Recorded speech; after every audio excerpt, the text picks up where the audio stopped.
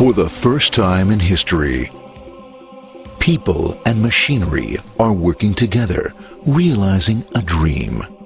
A uniting force that knows no geographical boundaries without regard to race, creed, or color.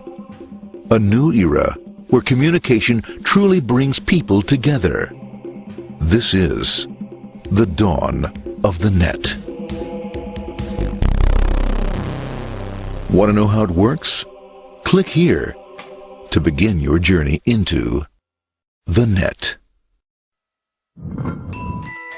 Now, exactly what happened when you clicked on that link? You started a flow of information. This information travels down into your own personal mailroom, where Mr. IP packages it, labels it, and sends it on its way. Each packet is limited in its size. The mailroom must decide how to divide the information and how to package it. Now, the package needs a label containing important information, such as sender's address, receiver's address, and the type of packet it is.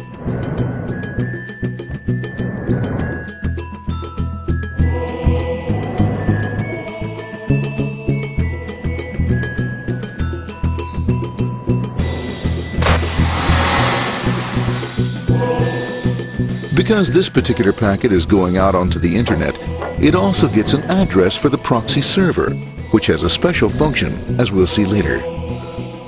The packet is now launched onto your local area network, or LAN. This network is used to connect all the local computers, routers, printers, etc. for information exchange within the physical walls of the building. The LAN is a pretty uncontrolled place, and unfortunately, accidents can happen.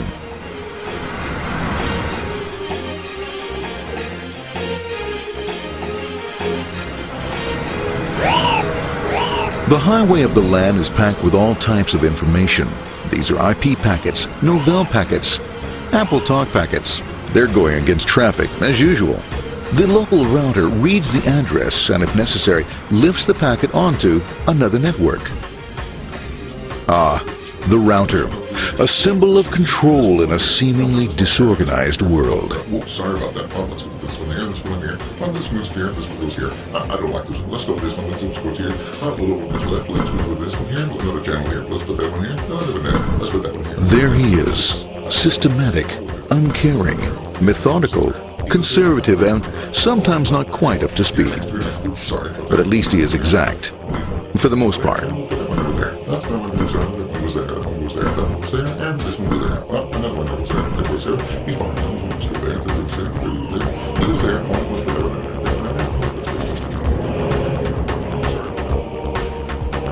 there. As the packets leave the router, they make their way into the corporate intranet and head for the router switch. A bit more efficient than the router switch plays fast and loose with IP packets, deftly routing them along their way. A digital pinball wizard, if you will. Here we go. Here comes another one. And it's another. Watch this, Mom. Here goes. Whoop, we're on the back. Hey, in there, in there, in there. Over the left, over the right, over the left, over the right. You got it. Here it comes. Right on. He shoots. He scores. It's going. Hey, wait. Here, watch out. Here comes another one. Oh, here we go. And it's As packets arrive at their destination, they're picked up by the network interface, ready to be sent to the next level. In this case, the proxy. The proxy is used by many companies as sort of a middleman in order to lessen the load on their internet connection, and for security reasons as well. As you can see, the packets are all of various sizes, depending upon their content.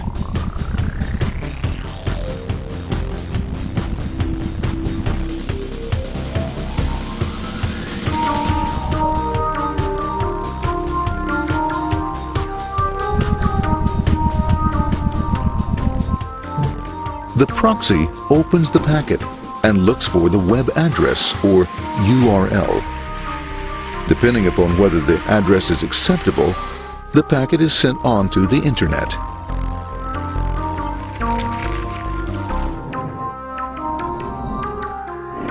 There are, however, some addresses which do not meet with the approval of the proxy, that is to say, corporate or management guidelines. these are summarily dealt with. We'll have none of that. For those who make it, it's on the road again.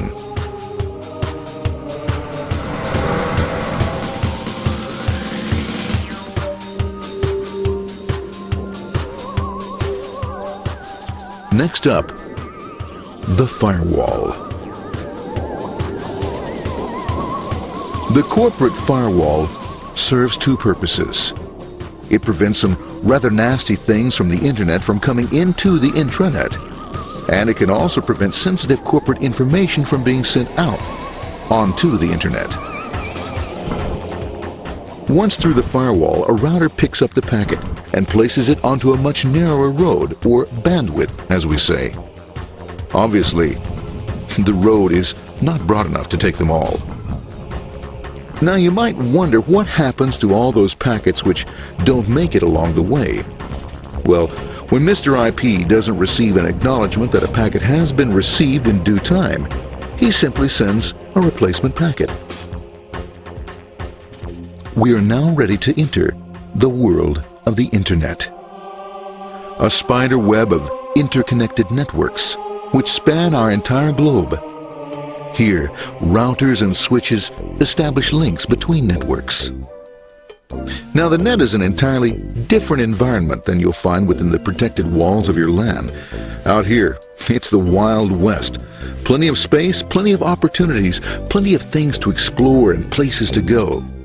Thanks to very little control and regulation, new ideas find fertile soil to push the envelope of their possibilities. But because of this freedom, certain dangers also lurk. You'll never know when you'll meet the dreaded ping of death. A special version of a normal request ping, which some idiot thought up to mess up unsuspecting hosts. The paths our packets take may be via satellite, telephone lines, wireless, or even transoceanic cable. They don't always take the fastest or shortest routes possible, but they will get there. Eventually. Maybe that's why it's sometimes called the worldwide wait. But when everything is working smoothly, you can circumvent the globe 5 times over at the drop of a hat. Literally. And all for the cost of a local call or less. Near the end of our destination, we'll find another firewall. Depending upon your perspective as a data packet, the firewall could be a bastion of security or a dreaded adversary. It all depends on which side you're on and what your intentions are.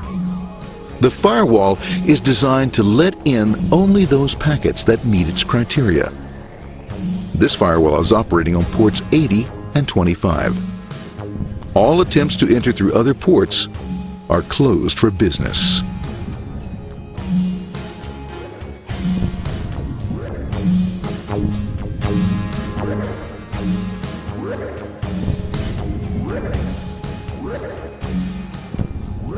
Port 25 is used for mail packets,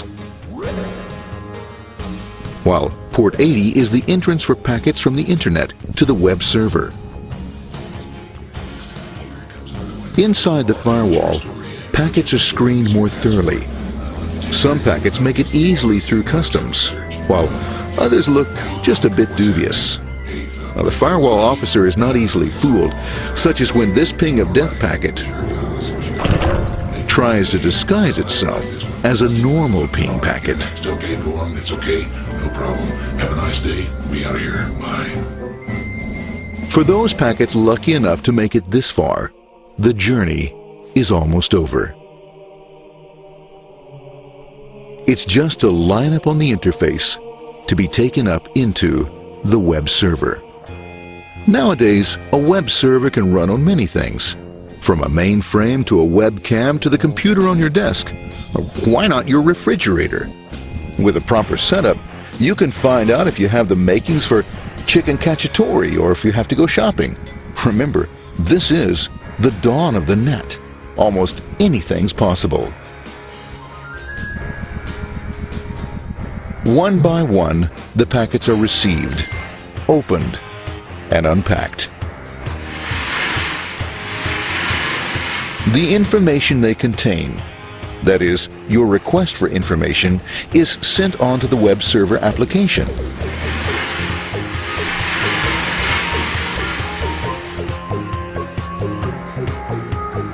The packet itself is recycled, ready to be used again, and filled with your requested information.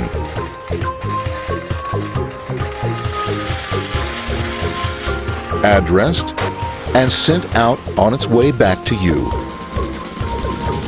Back past the firewall, routers, and on through to the internet. Back through your corporate firewall.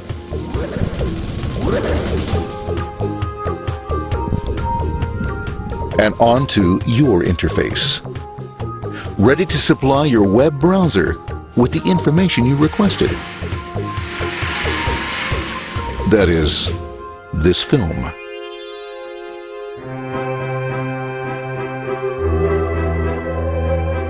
Pleased with their efforts and trusting in a better world, our trusty data packets ride off blissfully into the sunset of another day, knowing fully they have served their masters well. Now, isn't that a happy ending?